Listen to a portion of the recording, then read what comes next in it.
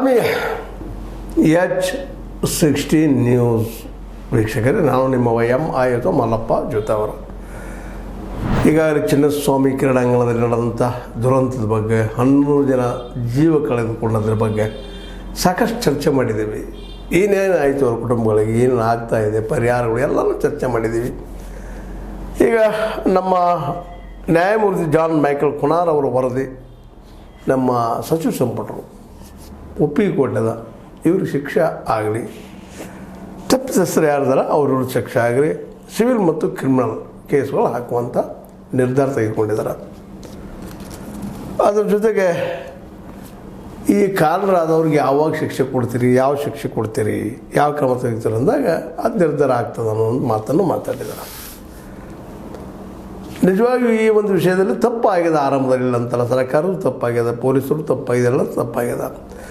ಆದರೆ ಈ ನಂತರದ ಡೆವಲಪ್ಮೆಂಟನ್ನು ನಾವು ಗಮನಿಸಿದಾಗ ಸರ್ಕಾರ ಇದ್ದಿದ್ದು ಒಳ್ಳೆಯ ನಿರ್ಧಾರಗಳನ್ನ ಅಲ್ಲೆಲ್ಲ ತೆಗೆದುಕೊಂಡು ಬಂದು ಒಂದಲ್ಲ 3 ಕಡೆಯಿಂದ ತನಿಖೆಗಳನ್ನ ಮಾಡಿಸಿ ಇವತ್ತು ಒಂದು ಫೋನ್ ಡಿಸಿಷನ್ಗೆ ಬಂದಂಥದ್ದು.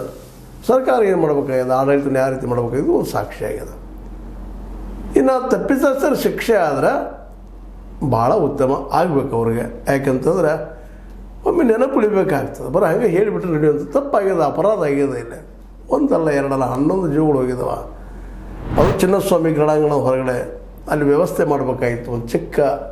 ಯಾಕೆಂತಂದ್ರೆ ದೊಡ್ಡದಲ್ಲ ಅದು, 50-60 ಸಾವಿರ ಜನ ಕೂಡುವಂಥ ಜಾಗದಲ್ಲೇ ನೀವು ಒಮ್ಮೆಲೆ 4-5-3 ಲಕ್ಷ ಜನ ಬಂದರು ಒಟ್ಟಿಗೆ ಅಂತನ್ನುವಂಥ ಮಾತು ಕೇಳಿದಾಗ ಅದರ ಪ್ರಚಾರ ಮಾಡಿದರು ಇವರೆಲ್ಲ, ಯಾರ್ಯಾರು ಏನು ಅಂತ. ಈಗ ನಿಮ್ಗೆ RCB ಆಯಿತು, ಅವ್ರ ಜೊತೆಗಾರಾಯ್ತು, ಪೊಲೀಸರದ್ದು ಎಲ್ಲ ಮಾತಾಡಿ ಮುಗಿಸ್ಬಿಟ್ಟು ಇವತ್ತು ಅವ್ರು ತಪ್ಪಾಗಿರೋದು, ಆಗಬಾರ್ದಾಯಿತು. ಅದರಲ್ಲೂ ಆಯೋಜಕರು RCB ಏನು ಮಾಡಿದರು ಅದೆಲ್ಲ ಸ್ಪಷ್ಟವಾಗಿ ಒಂದು ಯೋಜನೆ ಮಾಡ್ಕೋಬೇಕಾಗಿತ್ತು, ಯಾವ್ಯಾವ ಕಾರಣಕ್ಕಾಗಿ ಯಾರ್ಯಾರು ಏನೋ ಮಾಡಿದರು. ಹೀಗಾಗಿ ಇವತ್ತಿದೊಂದು ದುರಂತ ಆಗೋಗ್ಬಿಟ್ಟದ. ಈ ದಿಸೆಯಲ್ಲೇ royal challengers private limited, RCB, DNA entertainment network, KSCA ಮತ್ತು ಅದರ ಅಧ್ಯಕ್ಷ ರಘುರಾಮ್ ಭಟ್, ಮಾಜಿ ಕಾರ್ಯದರ್ಶಿ ಎಸ್ ಶಂಕರ್, ಮಾಜಿ ಖಜಾಂಚಿ ES ಜಯರಾಮ್, RCSPLನ ಉಪಾಧ್ಯಕ್ಷ ರಾಜೇಶ್ ಮೆನನ್, DNA ಎಂಟರ್ಟೈನ್ಮೆಂಟ್ ವ್ಯವಸ್ಥಾಪಕ ನಿರ್ದೇಶಕ T ವೆಂಕಟವರ್ಧನ್, ಉಪಾಧ್ಯಕ್ಷ ಸುನಿಲ್ ಮಾಥೂರ್, ಇವರೆಲ್ಲರೂ ಕಾರಣಕರ್ತರು. ಇವ್ರಿಗೆ ಶಿಕ್ಷೆ ಆಗಬೇಕು ಅನ್ನುವಂಥದ್ದು ಆಗಬೇಕು ಶಿಕ್ಷೆ. ಯಾಕಂತಂದ್ರೆ ಯಾವ ಜನ ಮುಗ್ಧ ಜನ ನೋಡ್ರಿ ಇಂಥ ಕಾರ್ಯಕ್ರಮಗಳನ್ನ ಆಯೋಜಿಸಬೇಕಾಗಿತ್ತು. ಅಂದರೆ ಚರ್ಚೆ ಆಗಬೇಕಾಗ್ತದೆ. ಗಂಡುಬಿಡಿ ಇರೋದಿಲ್ಲ ಯಾವುದಕ್ಕಾದ್ರು. ಅದು ತನ್ನದೇ ಆದ ಟೈಮ್ ಇರ್ತದೆ. ಆ ಸಮಯ ತೊಗೊಂಡು ಪ್ಲ್ಯಾನ್ ಮಾಡಿ ಪರ್ಫೆಕ್ಟ್ ಟೈಮ್ ಮಾಡಿ ಇದು ದುರಂತ ಆಗೋದಿಲ್ಲ. ಇವತ್ತು ದುರಂತ ಸಂಭವಿಸಿಬಿಟ್ಟದು. ಇವತ್ತು ಸ್ಪಷ್ಟ ದಾಖಲೆಗಳ ಆಧಾರದ ಮೇಲೆ ಇವತ್ತು ನಮ್ಮ ಪುನಃ ಅವರು ಕೊಟ್ಟಿದ್ದಾರೆ ಡಿಸಿಷನ್ನ. ಇವರಿಗೆಲ್ಲರೂ ಶಿಕ್ಷೆ ಆಗಬೇಕು ಅನ್ನೋದು ಜನಸಾಮಾನ್ಯರ ಬೈಕಿನೂ ಹೌದು. ಯಾಕಂದ್ರೆ ಇವ್ರು ಮತ್ತೆ ರಿಪೀಟ್ ಆಗಬಾರ್ದಲ್ಲ. ಅದ್ರ ಜೊತೆ ನಮ್ಮ ಪೊಲೀಸರಿಗೂ ಶಿಕ್ಷೆ ಆಗಲೇಬೇಕಾದಂಥದ್ದು. ಯಾಕೆಂತಂದ್ರೆ ಇಲ್ಲಿ ಇರ್ಬೋದು, ಏನೋ ಒಂದು ಇದಕ್ಕೆ ಒಳಗಾಗಿರ್ಬೋದು, ಆದರೆ ಅವ್ರು ತಮ್ಮದೇ ಕರ್ತವ್ಯದ ಅವ್ರ ಡ್ಯೂಟಿ ಅದು ಪಾಲಿಸಬೇಕಾಗಿದೆ. ಎಷ್ಟೋ ಸಲ ತಪ್ಪಿಸ್ಕೊಂಡು ಹೋಗಿದ್ದನ್ನು ನಾವು ನೋಡಿದ್ದೀವಿ ಇತಿಹಾಸದಲ್ಲ. ಆದರೆ ಈ ಸಲ ಮಾತ್ರ ಇವರು ದೊಡ್ಡ ದುರಂತ ಆಗಿದ್ದಕ್ಕಾಗಿ ಇವ್ರಿಗೂ ಶಿಕ್ಷೆ ಆಗುವಂಥದ್ದು. ಏನು ಶಿಕ್ಷೆ ಅನ್ನೋದು ಡಿಸಿಷನ್ ಅವ್ರು ಮಾಡುವಂಥದ್ದು. ಅದು ಏನೂ ಇರಲಿ, ಬೆಂಗಳೂರು ನಗರದ ಈ ಹಿಂದಿನ ಪೊಲೀಸ್ ಕಮಿಷನರ್ B ದಯಾನಂದ್ ಆಗಿರ್ಬೋದು, ಹಿಂದಿನ ಹೆಚ್ಚುವರಿ ಪೊಲೀಸ್ ಕಮಿಷನರ್ ವಿಕಾಸ್ ಕುಮಾರ್ ವಿಕಾಸ್ ಆಗಿರ್ಬೋದು, ಕೇಂದ್ರ ವಿಭಾಗದ ಹಿಂದಿನ DCP ಶೇಖರ್ H ಟೆಕ್ಕಣ್ಣವರಾಗಿರ್ಬೋದು, ಕಬ್ಬನ್ ಪಾರ್ಕ್ ಉಪ ವಿಭಾಗದ ಹಿಂದಿನ ACPC ಬಾಲಕೃಷ್ಣ ಅವರಾಗಿರ್ಬೋದು, ಕಬ್ಬನ್ ಪಾರ್ಕ್ ಠಾಣೆ ಪೊಲೀಸ್ ಇನ್ಸ್ಪೆಕ್ಟರ್ ಗಿರೀಶ್ AK ಆಗಿರ್ಬೋದು, ಇವರು ಸಹಿತ ಈ ದುರಂತಕ್ಕೆ ಕಾರಣ ಅನ್ನುವಂಥ ಮಾತನ್ನು ಈಗಾಗಲೇ ಆಯೋಗ ಸ್ಪಷ್ಟಪಡಿಸಿದೆ. ಅಂದ್ರೆ ಇದನ್ನು ಶಿಕ್ಷೆ ಏನಾಗ್ತದೋ ಏನಿಲ್ಲೋ ಅದು ಗೌರ್ಮೆಂಟ ಮತ್ತು ಜೊತೆಗೆ ಕಾನೂನು ಏನು ತೊಗೊಳ್ತದೋ ಅದು ಅಡಿಯಲ್ಲಿ ಆಗಬೇಕು, ಆಗ್ತದೆ. ಯಾಕಂದ್ರೆ ಇಷ್ಟೆಲ್ಲ ರಿಸ್ಕ್ ತೊಗೊಂಡು ಇಷ್ಟೆಲ್ಲ ತನಿಖೆ ಮಾಡಿಸಿ ಇವತ್ತು ಸರ್ಕಾರ ಇದ್ದಿದ್ದು ಒಂದು ಫಾರ್ಮ್ ಡಿಸಿಷನ್ಗೆ ಬಂದಿರ್ತದೆ, ನಾವು ಕೊಡಿಸ್ಬೇಕಪ್ಪ ಅಂತೇಳಿ. ಯಾಕಂದರೆ ಆಗಲಿಲ್ಲ ಅಂತಂದ್ರೆ ವಿರೋಧಿಗಳು ಟೀಕೆ ಒಪ್ಪರಿರಲಿ, ಜನನೂ ಸಹಿತ ಏನು ಬಂದ ದೊಡ್ಡ ದುರ್ಘಟನೆ ಆಯಿತು, ಏನು ಮಾಡಲೇ ಇಲ್ಲ ಅಂತೇಳಿ ಒಂದು ಪರಿಹಾರ ಎಷ್ಟು ಸಾಧ್ಯ ನೋಡಿ ಕೊಟ್ಟಿದ್ದಾರಂತ ಈಗ ನಿಮಗೆ ಗೊತ್ತಿದ್ದ ವಿಷಯ ಅದ. ಈ ಎಲ್ಲ ನಿರ್ಘಟನೆ ಈ ಅನುಮತಿ ಕೊಟ್ಟವರಾಗಿರ್ಬೋದು, ಅವರಲ್ಲಿ ಜನ ಬಂದಿದ್ದಕ್ಕೆ ಇವೆಲ್ಲ ಅನುಮತಿ ಕೊಟ್ಟಿದ್ದು, ಅನೌನ್ಸ್ ಮಾಡಿದ್ದು, ಅದರಲ್ಲೂ ಈ ಒಂದು ನಡೆದಂಥ ಏನದ RCB ಅವ್ರ ಜೊತೆಗಾರರಾಗಿರ್ಬೋದು, ಎಲ್ಲರೂ ಇವತ್ತು ಏನಾಗಿದ್ದಾರಪ್ಪ ಅಂತಂದ್ರೆ ಆ ಅಪರಾಧಿ ಜಾಗದಲ್ಲಿ ಬಂದು ನಿಂತಿದ್ದಾರೆ. ಇನ್ನು ಮುಂದಿನ ದಿನದಲ್ಲಿ ಈ ಒಂದು ಘಟನೆಗೆ ಒಂದಿಷ್ಟು ಶಿಕ್ಷೆ ಆಗಿಬಿಡ್ತಪ್ಪ ಅಂತಂದ್ರೆ ಮುಂದೆ ಬರೋರಿಗೆ ಇದು ಎಚ್ಚರಿಕೆ ಕರೆಗಂಟೆ. ಯಾವುದೋ ಫಂಕ್ಷನ್ ಮಾಡಬೇಕಾದ್ರೂ ಎಚ್ಚರಿಕೆಯಿಂದ ಮಾಡಬೇಕಾಗಿದ್ದು, ಜೊತೆಗೆ ಪೊಲೀಸರಿಗೂ ಒಂದು ಎಚ್ಚರಿಕೆ ಕರೆಗಂಟೆ. ಯಾರ್ಯಾರ್ದೋ ರಾಜಕೀಯ ಜನರ, ಯಾರ್ಯಾರ್ದೋ ಸೆಲೆಬ್ರಿಟಿಗಳ ಮಾತುಗಳನ್ನು ಕೇಳಿಕೊಂಡು ಸಡನ್ನಾಗಿ ತೆಗೆದುಕೊಂಡಂಥ ನಿರ್ಧಾರಗಳಿಂದ ಏನೇನು ಆಗ್ಬೋದು ಎಂಬುದು ಸಾಕ್ಷಿ. ಅದಕ್ಕೆ ಸೆಲೆಬ್ರಿಟಿಗಳನ್ನ ಉಡ್ಸೋದಾಗಿರ್ಬೋದು, ದೊಡ್ಡ ಫಂಕ್ಷನ್ ಆಗಿರ್ಬೋದು, ಯಾವುದೇ ಮಾಡಬೇಕಾದ್ರೂ ಮೊದಲು 100 ಅಲ್ಲ 1000 ಸಲ ವಿಚಾರ ಮಾಡ್ಕೊಂಡು ಡಿಸಿಷನ್ ತೊಗೊಳ್ಬೇಕಾಗ್ತದೆ. ಇಲ್ಲಪ್ಪ ಅಂತಂದ್ರೆ ಇದು ದುರಂತ ಆಗೋದು ಸ್ವಾಭಾವಿಕ. ಆ ದಿಶೆಯಲ್ಲೇ ಈ ಲಕ್ಷಗಟ್ಟಲೆ ಜನ ಕೊಡುವಲ್ಲೇ ನಾವು ಇದ್ದಂಥವರು, ಆಯೋಜಕರಿದ್ದಂಥವರು ಅಥವಾ ಪೊಲೀಸ್ ಇಲಾಖೆಯವರು ಈ ದಿಶೆಯಲ್ಲೇ ಡಿಸಿಷನ್ ತೊಗೊಳ್ಳಿ ಅನ್ನೋದು ಒಂದು ಫಾರ್ಮ್ ಅಭಿಪ್ರಾಯ ಇದರಿಂದ ಬಂದದ್ದು. ಇನ್ನು ಯಾರ್ಯಾರ ಕುಟುಂಬಗಳು ತಮ್ಮ ಜನರು ಕಳ್ಕೊಂಡಾರೆ, ಅವರು ದುಃಖದಲ್ಲಿದ್ದಾರೆ. ಇನ್ನೂ ಅದು ಮರೀಲಿಕ್ಕೆ ಸಾಧ್ಯ ಇಲ್ಲಂಥ ಘಟನೆ. ಎಲ್ಲ ಯಂಗ್ ಆ್ಯಂಡ್ ಎನರ್ಜೆಟಿಕ್ ಹುಡುಗರು. ಮತ್ತು ಕ್ರಿಕೆಟನ್ನು ಇವತ್ತು ದೊಡ್ಡ ಪ್ರಮಾಣದಲ್ಲೇ ಏನಪ್ಪ ಅಂತಂದ್ರೆ ಹೊಳೆ ಆಗಿಬಿಟ್ಟದು ಭಾರತದಲ್ಲೇ. ಅದರಲ್ಲೂ ಮಿಡ್ಲ್ ಕ್ಲಾಸ್ ಮತ್ತು ಲೋವರ್ ಮಿಡ್ಲ್ ಕ್ಲಾಸ್. ಇದ್ರ ಬಗ್ಗೆ ಒಂದಿಷ್ಟು ಇವತ್ತು ಮಾತಾಡಬೇಕಾಗ್ಯದ. ಅದರಲ್ಲೂ T20 ಅಂಥದ್ದಾಗಿರ್ಬೋದು, ಮತ್ತೇನಾಗಿರ್ಬೋದು, ಅಥವಾ 1 ಡೇದಾಗಿರ್ಬೋದು, ಟೆಸ್ಟ್ದಾಗಿರ್ಬೋದು. ಇವತ್ತು ಎಷ್ಟು ಹುಚ್ಚೊಳೆಯದಪ್ಪ ಅಂತಂದ್ರೆ ಇದ್ರ ಬಗ್ಗೆ ಅದಾವುದು ಸಾಕು ಜನ ಹುಚ್ಚೆತ್ತು ಹೋಗುವಂಥ ಮಾತುಗಳು ಬರ್ತಾರೆ. ಇವತ್ತು ನಿಜವಾಗಿಯೂ ನಮ್ಮ ಹೀರೋಗಳು ಇಲ್ಲ. ಒಂದಿಷ್ಟೇನೋ 2014ರಾಗ ನಮ್ಮ ಮೋದಿಯವರಪ್ಪ ಅಂದ್ರೆ ಎಲ್ಲರೂ ದೇಶದ ಭಾಳಷ್ಟು ಜನ ಕೂಡ್ತಾಯಿದ್ರು. ಯಾವ ರೀತಿ ಕೊಡ್ತಾಯಿದ್ರು, ಲಕ್ಷಗಳಲ್ಲಿ ಕೊಡ್ತಾಯಿದ್ರು. ಇಲ್ಲ ಆವತ್ತು ಜನಮಾನಸದಲ್ಲಿ ಆ ರೀತಿ ಸೇರ್ಕೊಂಡಿದ್ರು.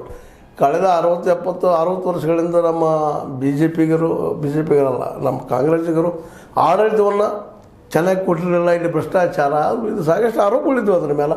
ಹೀಗಾಗಿ ಬೇಸತ್ತಂಥ ಜನ ಮೋದಿಯವರ ಒಂದು ಧ್ವನಿ ಜೊತೆಗೆ ಅವರ ಆವೇಶ ಇತ್ತು. ಮತ್ತು ಭ್ರಷ್ಟಾಚಾರ ಓಡಿಸ್ತಾನೆ ಅನ್ನುವಂಥದ್ದಾಗಿರ್ಬೋದು, 2 ಕೋಟಿ ಉದ್ಯೋಗ ಕೊಡ್ತಾನೆ ಅನ್ನೋದಾಗಿರ್ಬೋದು, ಅಭಿವೃದ್ಧಿ ಪರ ಮಾತುಗಳಾಗಿರ್ಬೋದು. ಇದು ಹೊಸದು ಬರ್ತದಪ್ಪ ನಮಗೆ, ಹೊಸದಾದ ಗೌರ್ಮೆಂಟ್ ಬರ್ತದೆ, ಹೊಸ ಜನ ಆಗ್ತಾರೆ, ಹೊಸ ಆಡಳಿತ ಆಗ್ತದೆ ಅಂತೇಳಿ ಗುಡ್ ಗವರ್ನೆನ್ಸ್ ಎಲ್ಲಿ ಹೋದ್ರೆಲ್ಲ ಹೇಳಿದರು. ಮತ್ತು ಉಳಿದು ಘೋಷಣೆಗಂತೂ ನೀವು ಕೇಳ್ತೀರಿ ಬಿ ಜೆ ಪಿಗರದು. ಮತ್ತು ಜೊತೆಗೆ ಮೋದಿಯವರದ್ದು ಪ್ರಚಾರಕರಿದ್ದರು, ಜೋರ್ದಾರಾಗಿ ಹೇಳಿದರು. ದುಡ್ಡು ತರಿಸ್ತು ನಾವು ಇದರಲ್ಲಿ ವಿದೇಶಿ ಬ್ಯಾಂಕ್ದಲ್ಲಿ ಇದ್ದು ಅಂತ ಹೇಳಿದರು. ಎಲ್ಲ ಏನೆಲ್ಲ ಮಾತಾಡಿದ್ರು ಜನ ನಿರ್ಧರಿಸಿ ಕೊಡ್ತಿದ್ರು. ಆದರೆ ಏನಿತ್ತಪ್ಪ ಅಂದ್ರೆ ಪೊಲೀಸ್ ವ್ಯವಸ್ಥೆ ಸರಿಯಾಗಿತ್ತು ಅಂತ ಅನಿಸ್ತದೆ. ನಂತರದ ಅನೇಕ ದಿನಗಳಲ್ಲಿ ನಾವು ನೋಡಿದೆವು ಎಲೆಕ್ಷನ್ ಕಮಿಷನ್ದಲ್ಲಿ ಯಾವ ರೀತಿ ಎಲೆಕ್ಷನ್ ಸಂದರ್ಭದಲ್ಲ ಯಾವ ರೀತಿ ಜನ ಕೊಡ್ತಿದ್ರು ಅಂತೇಳಿ. ಯಾಕೆ ಈ ಮಾತು ನೆನಪಿಸ್ತಾ ಇದ್ದೀನಿ ಅಂತಂದ್ರೆ ಅಲ್ಲಿ ತೆಗೆದುಕೊಂಡಂಥ ಒಂದು ಏನಪ್ಪ ಅಂತಂದ್ರೆ ಒಂದು ಪೂರ್ವಭಾವಿ ಪ್ಲ್ಯಾನ್ಗಳು ಇಲ್ಲೂ ಅಪ್ಲೈ ಮಾಡಿದ್ದು ಚೆನ್ನಾಗಿರ್ತೇನೋ. ಮತ್ತು ಇನ್ನೊಂದು ನೀವು ನೋಡಿದ್ರಿ ಹಿಂದೆ ಮುಂಬೈಲಾಗಿರ್ಬೋದು, ನಾವು T20 ಗೆದ್ದು ಬಂದಾಗ, ಮತ್ತೊಂದು ಕಡೆ ಆಗಿರ್ಬೋದು ವಿಶ್ವಕಪ್ ಗೆದ್ದಾಗ ನಮ್ಮಲ್ಲೂ ಸೆಲೆಬ್ರಿಟಿಗಳು ಮಾಡಿದ್ದು, ದೊಡ್ಡ ಫಂಕ್ಷನ್ಗಳು ಮಾಡಿದ್ದು ನಾವು ನೋಡಿದ್ವಿ. ಅದು ಇಂಥದ್ದು ಆಗಿರಲಿಲ್ಲ. ಆದರೆ ಈ ಸಲ ಮಾತ್ರ ಒಂದಿಷ್ಟು ಯಾಕೋ ಅತಿರೇಕ ಆಯಿತು ಅಂತ. ಇದು ಕಾರಣ ಇನ್ನೊಂದು ಏನಪ್ಪ ಅಂದ್ರೆ 18 ವರ್ಷಗಳ ನಂತರ ನಮ್ಮ RCB ಗೆದ್ದು ಬಂದಿದ್ದು. ನಿಜವಾಗಿಯೂ RCB ಇದ್ದಿದ್ದು ಇದು ನಮ್ಮದಪ್ಪ ಅನ್ನೋಂಥ ಭಾವನೆ ನಮ್ಮ ಕರ್ನಾಟಕದಲ್ಲಿ ಭಾಳಷ್ಟು ಇದ್ದಿದ್ದು ಸಹ ಇದು ಕಾರಣ. ಏನಾದ್ರಲ್ಲಿ ಕ್ರಿಕೆಟ್ ಒಂದು ಕ್ರೀಡೆಯಾಗಿ ನಾವು ತೊಗೊಳ್ಬೇಕು. ಮತ್ತು ಅದರ ಆಟಗಾರರು ಹೀರೋಗಳಲ್ಲ. ಆ್ಯಕ್ಚುಲಿ ಒಂದು ಕಾಲ ಹೀರೋ ಆಗಿದ್ರು ಮೋದಿ ಅವರು. ಇವತ್ತು ಯಾವ ಹೀರೋಗಳು ಇಲ್ಲ. ಇವತ್ತು ಜನ ಕೊಡ್ತಿರ್ತಾರೆ. ಬಟ್ ಏನಿದ್ರು ಕೊಡೋ ಜನ ಹೆಂಗಿರ್ತಾರಪ್ಪ ಅಂದ್ರೆ ಅವ್ರು ಗಾಡಿ ಕೊಟ್ಟು ಕಳಿಸಿರ್ತಾರೆ, ಬರ್ತಾರೆ, ಊಟ ಎಲ್ಲಿದ್ದಾರೆ ಹೋಗಿ ನಿಲ್ತಾರೆ, ಊಟ ಮಾಡ್ತಾರೆ. ಅವ್ರು ಏನು ಮಾತಾಡೋರು ಮಾತಾಡ್ತಿರ್ತಾರೆ, ಎದ್ದು ಹೋಗಿಬಿಡ್ತಾರೆ. ಆದರೆ ಇಲ್ಲಿ ಹೀರೋಗಳು ಯಾರಾಗಿರೋದು ನಮ್ಮ ದೇಶದೊಳಗೆ ಇವತ್ತು ಈ ಕ್ರಿಕೆಟಿಗರು ಹೀರೋಗಳಾಗಿಬಿಟ್ಟಿದ್ದಾರೆ. ಆ ಒಂದು ನಾವು ಕ್ರಿಕೆಟನ್ನು ಪ್ರೀತಿ ಮಾಡೋರು, ಅದು ಅತಿರೇಕದ ಪ್ರೀತಿ ಇದು ನಮಗೆ ಜೀವಕ್ಕೆ ಆಪತ್ತು ತರ್ತೈತಿ ಅನ್ನೋದು ಬೆಂಗಳೂರಿನ ಚಿನ್ನಸ್ವಾಮಿ ಕ್ರೀಡಾಂಗಣದಿಂದ ಸ್ಪಷ್ಟವಾದಂಥ ವಿಷಯ ಆಗ್ಯದ. ಅದಕ್ಕೆ ನಾವು ಕ್ರಿಕೆಟ್ ಪ್ರಿಯರು. ಎಲ್ಲ ಟಿವಿಗಳು ಬಂದಾವ, ಎಲ್ಲ ಬಂದದ, ಅವ್ರ ಲಾಭನೂ ಅದ, ಅವರಿಗೆ ನೋಡ್ತಾರೆ, ಸಾಕಷ್ಟು ಲಾಭನೂ ಮಾಡ್ಕೊಳ್ತಾರೆ. ಮನೆಯಾಗ ಕೂತು ನೋಡುವಂಥದ್ದು ಭಾಳ ಯೋಗ್ಯ.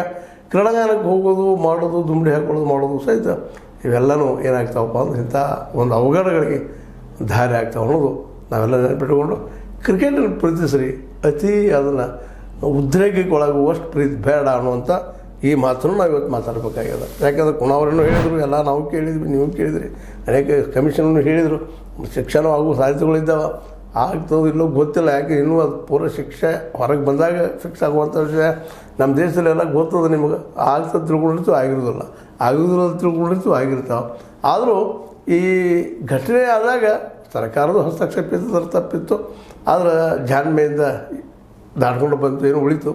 ಯಾಕಪ್ಪ ಅಂದ್ರೆ ಅಲ್ಲಿ ಆಯೋಜಕರು ಮಾಡಿದ್ದು, ಜೊತೆಗೆ ಆಟಗಾರರು ಮಾಡಿದ್ದು, ಮತ್ತೇನೋ ಮಾಡಿದ್ದೆಲ್ಲ ಹೆಚ್ಚು ದೊಡ್ಡ ಹಾಕೊಂಡು ಅದ್ರ ಜೊತೆಗೆ ಆಯೋಜಕರು ದೊಡ್ಡ ತಪ್ಪು ಮಾಡಿದ್ದು ಬಂತು. ಈಗ ಸರ್ಕಾರ ಉಳ್ಕೊಳ್ಳೋದ, ಸರ್ಕಾರ ಇನ್ನು ಮೇಲಾದರೂ ಇಂಥ ಫಂಕ್ಷನ್ಗಳು ಮಾಡುವಲ್ಲ ಎಚ್ಚರಿಕೆ ವಹಿಸ್ಬೇಕು ಸ್ವತಃ. ಯಾಕಂದ್ರೆ ಅವತ್ತು ಡಿ ಕೆ ಶಿವಕುಮಾರ್ ಆಗಿರ್ಬೋದು, ನಮ್ಮ ಸಿದ್ದರಾಮಯ್ಯರು ಆಗಿರ್ಬೋದು, ಸ್ವತಃ ಅಲ್ಲಿದ್ದರು ಹೋಗಿದ್ರು ಮಾಡ್ಬೇಕಂತೆ. ಅಷ್ಟರೊಳಗೆ ಏನೋ ಆಯಿತು, ಆಗಿ ಹೋಯ್ತು. ಇರಲಿ, ಇದು ಆಗಿದ್ದಂತೆ ಏನೇ ಆಗಿದ್ರು ಒಳ್ಳೇದು ಅನ್ಬೇಕಾಗ್ತದೆ, ಕೆಟ್ಟಂತ ಅನ್ಲಿಕ್ಕೆ ಆಗೋದಿಲ್ಲ. ದುರಂತ ಆಗ್ಯದ. ಇದು ಇಂಥವು ಇನ್ನು ಮುಂದೆ ಆಗದೇ ಇರಲಂತ ಮತ್ತೊಮ್ಮೆ ಹೇಳ್ತಾ, ಕಾಲು ತುಳಿತ ತಪ್ಪಿತಸ್ಥರಿಗೆ ಏನಪ್ಪ ಅಂದ್ರೆ ಒಂದಿಷ್ಟು ಕ್ರಮ ಆದ್ರೆ ಯೋಗ್ಯ ಅನ್ನೋ ಮಾತನ್ನು ಹೇಳ್ತಾ, ಇದು ನಿಮ್ಮ ಲೈಕ್ ಆಗಿರ್ಬೋದು. ಲೈಕ್ ಮಾಡಿ, ಶೇರ್ ಮಾಡಿ, ಕಮೆಂಟ್ ಮಾಡಿ, ಜೊತೆ ಸಬ್ಸ್ಕ್ರೈಬ್ ನಿಲ್ಲಿಸಬೇಡ್ರಿ. H60 ನ್ಯೂಸ್ ಅರ್ಥ ಸೀತಾರಾಮ ಸತ್ಯದ ಕೈಗಳಲ್ಲಿ ವಂದನೆಗಳು.